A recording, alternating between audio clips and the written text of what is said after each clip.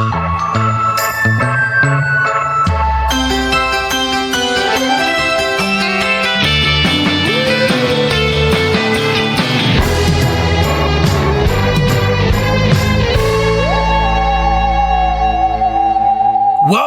to another episode of Discograffiti's wildly in-depth Beach Boys series and Your Dreams Come True, where Brian Wilson freaks like you and me get our chance to delve deep into the barely believable history and prodigious discography of my favorite band of all time, and also coincidentally the best, along with a slew of over 50 top-shelf guests, ranging from musicians inspired by their work, family members, documentary directors, songwriting collaborators, Beach Boys authors, producers, touring band members, and for good measure, some of the Beach Boys themselves.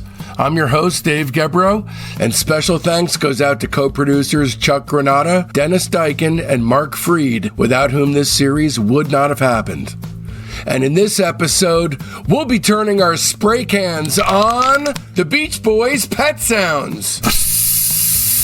The next entry in the Chuck Granata Pet Sounds interview series is Chuck's chat with Dr. Paul Tanner, inventor with Bob Whitsell of the Electro-Theremin, which he also famously played on 3 Beach Boys tracks: I Just Wasn't Made for These Times, Good Vibrations, and Wild Honey. Paul passed away a few years later in 2013, which makes this posthumously released Chuck chat yet another priceless buried treasure. Here are just a few of the many things that Paul discusses with Discograffiti in this podcast.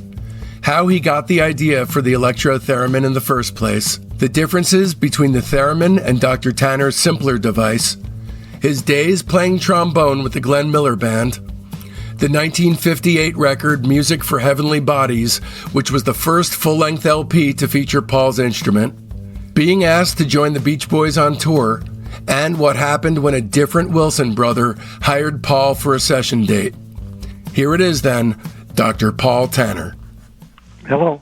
Hi, Dr. Tanner. Yeah. Hi, this is Chuck Granata. How are you? I'm just fine, Chuck. You know what's interesting? How you made the switch, not the switch, but, how you became interested in the theremin and then obviously, developed the Electro-Theremin while being a trombone player. What was the appeal to you? I was doing a recording session on some movie or something, and there was a fellow playing a theremin. I'd never even seen one before, and this, I suppose, was Sam Hoffman. And he ran over to me a couple times, and said, like, what does a D sound like? I'd play it for him on the horn. And then I thought, boy, there must be a better way of doing that. Because he, if there's slight change in temperature, any movement around him, something, it spoiled how far he was from the note he was looking for. Right. So I thought there must be a better way to do that. So I got to thinking about it, and just came up with this other idea, and it didn't have anything to do with playing trombone. That's interesting because, I guess you could make the comparison, that the trombone has such a wide range, and very smooth kind of transitions between the notes. Well, this instrument I put together, actually, you could gliss it went from 0 cycles up to about 20,000. So it went out of hearing range in both directions. Right. And so I could slide that way, or else I could just pinpoint the notes that I wanted to, and I had a contact switch under my finger. I could start and stop notes. I could play staccato. Right, which really opened up the use of that instrument. Yeah, because if they wanted a certain gliss from a certain note to another certain note, all they had to do is tell me. Right. How did you end up measuring the pitch increments on the keyboard? How did that work out? I sat down at a piano and figured C to C, and then all the notes in between, and then I went all the different octaves. And I drew a chart of a keyboard and set it on top of the instrument. And there's a little wire that would go over the note that I wanted. That's pretty amazing. Well, no, actually, it's quite simple. I'm not electronic at all. Did you work with Bob Whitsell on this? I think so. There were a couple fellows that were a big help on it, and that name sounds familiar. So I just think it's incredible that you got this notion after watching Sam Hoffman struggle with the theremin. I just thought that had to be a better way. That's all. Now there is a difference in the sound, the tone that's produced between the theremin and the Electro-Theremin, right? Yeah, of course, the thing that I had was not a regular theremin. In fact, you don't even have to call it a theremin. But I didn't know what to call it, and the fellows that produced this first record that I made said, well, we got to call it something. So that's what they called it.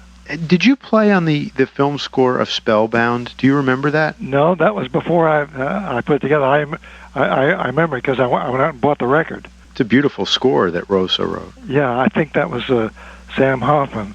The thing is that took 2 or 3 weeks for them to record the part that he was recording on. Later on, Paul Weston was doing a show at a hotel here featuring not Danny Thomas, but the other fellow, a very versatile comedian. Right. And he was doing a skit on Spellbound. And so Paul Weston asked me to come on over and do it. He hired me for about 3 days. It took me 15 minutes. Wow. Well, it was very simple because they wrote down the part, and I read it like I would read it on a trombone, you know. Right. I guess they were accustomed to what you had to go through if you had a regular theremin, right? That's right. Right. So he said to me, well, he said, I've got you for 3 days. What do you want to do? I told him, well, I thought I'd sit and watch the show. Yeah. That's pretty cool. Yeah. How would you characterize the differences between the tone and the musical sound of the two instruments? Well, the thing that I had, mind you must understand, I don't know electronics at all. Right. Is a pure sine wave, and it had no vibrato, except the vibrato that I would put on it myself. So it had no vibrato, and it was a pure sine wave, and it was made by a variable pitch oscillator. So it wasn't the real sound of a theremin at all, but it was close enough for the people who were doing the hiring that they thought it was. Well, it gave you that characteristic, that very quick gliss up and down, right? Well, I could do that by just leaving my finger on the contact switch. And what did you use to control the vibrato? Well, I would wave it. I would wave the switch. Oh, so you would just like kind of move it very fast. Yeah, like I would on a trombone. That's really ingenious. That's pretty cool. Very simple, yet very effective. Oh, it was very simple. In fact, Dr. Moog called me on the phone and asked me about it, you know. So I told him, I said, you know, it's to you, it's Tinker Toy. So he said, well, explain it. So I did. And he said, you know, Dr. Tanner, you're right. It is Tinker Toy. So let me ask you, because, you know, it's interesting to trace your musical history from the Glenn Miller Band into the studio scene with film and in the recording studios, and then all of a sudden, you know, you end up, and of course, because of this very unusual instrument, on a Beach Boys record date. Yeah, that's right. Did you get a call from Brian himself? All right, that concludes your free sneak peek into today's Patreon episode. If you want to hear the rest of it, just visit patreon.com/discograffiti and either purchase this podcast by itself for $4, or better yet, subscribe at the major tier and get access to Discograffiti's 4 weekly episodes.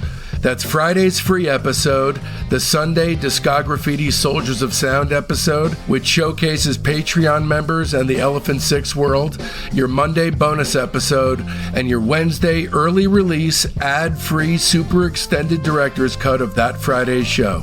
Please keep in mind this is entirely how I support my wife and 6-year-old son, so don't risk feeling badly about yourself by not supporting Discograffiti. Become a member so you don't miss a single thing at patreon.com/discograffiti.